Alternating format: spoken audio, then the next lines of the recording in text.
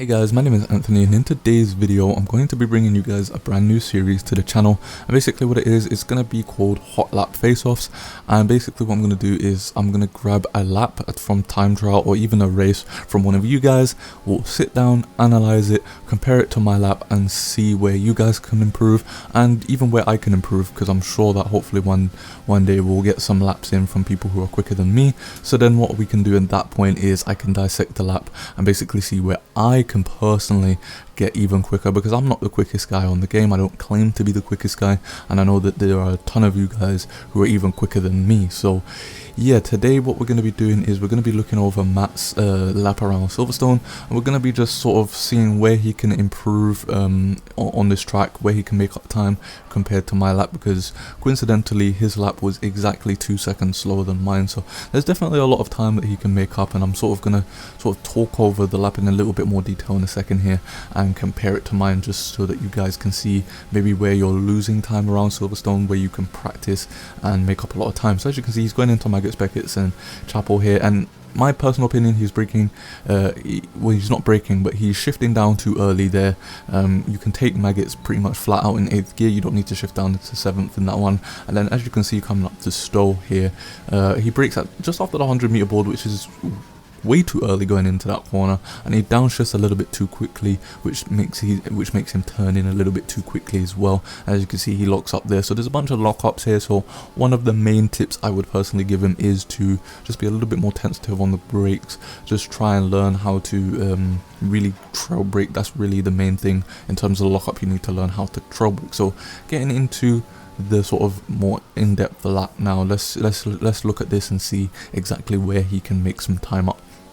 So coming off the last corner's flat out, first corner's flat out, and so is the second corner as well. So he's done pretty well here. He could have went a little bit wide in turn 1, but coming up to turn 3 now, you can see you're supposed to brake where the curb starts, and he brakes exactly where the curb starts. So right here, he broke at the perfect point, but you do see a little bit of a lock up there, so he could have made time up if he didn't lock up.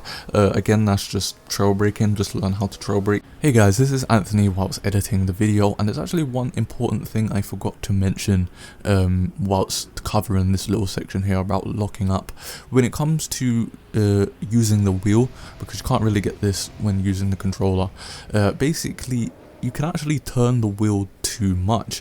With the controller, you get a proper steering lock, and once you pass that, once you get to that steering lock, sorry, you can't turn the car anymore. However, with a wheel, you can still actually turn the car a little bit too much, and that's where the sort of understeer enhance part of your wheel in the wheel calibration settings comes in.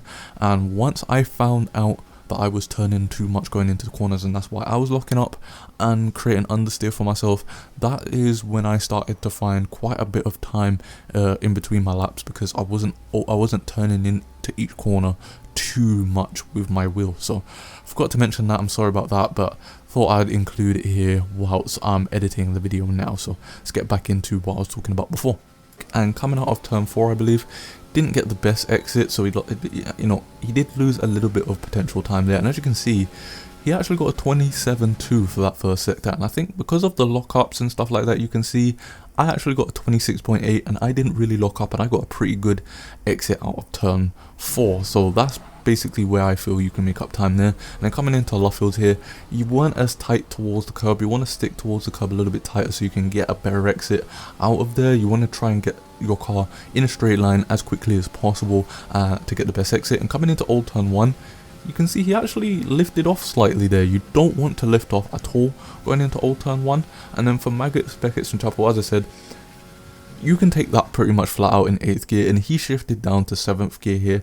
And then coming into Beckett's now, as we slow down the clip, you can just basically tap on the brake and then throw the car in 7th gear. He's in 6th gear, so he did a good line through Maggots, Beckett and Chapel actually. It's just he was in a lower gear than he should have been, and what that meant is he wasn't carrying as much apex speed through each corner, which means he was losing time through the corners.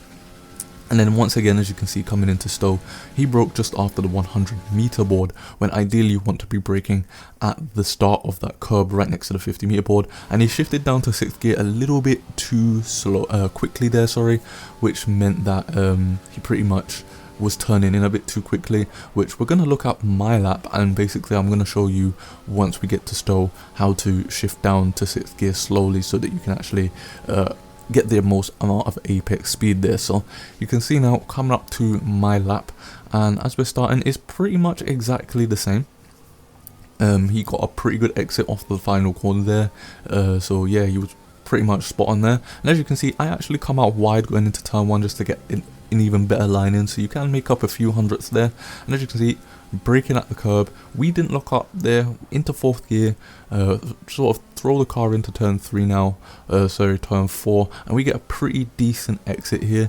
Open up DRS, and you'll see that because we didn't really lock up and we got a pretty decent exit out of turn 4, we ended up doing a 26.8 as a first sector, which was actually slightly down, or I believe right on par with my previous personal best. And as you can see, we're a little bit tighter coming into Lovefields and getting a better exit. We're able to get the car straighter sooner, which means we can put more power down, so we got a better exit there. And as you can see, coming into Old Turn 1, we go wide and then swoop the car in towards the apex, and because of that line, we're able to take it completely flat out.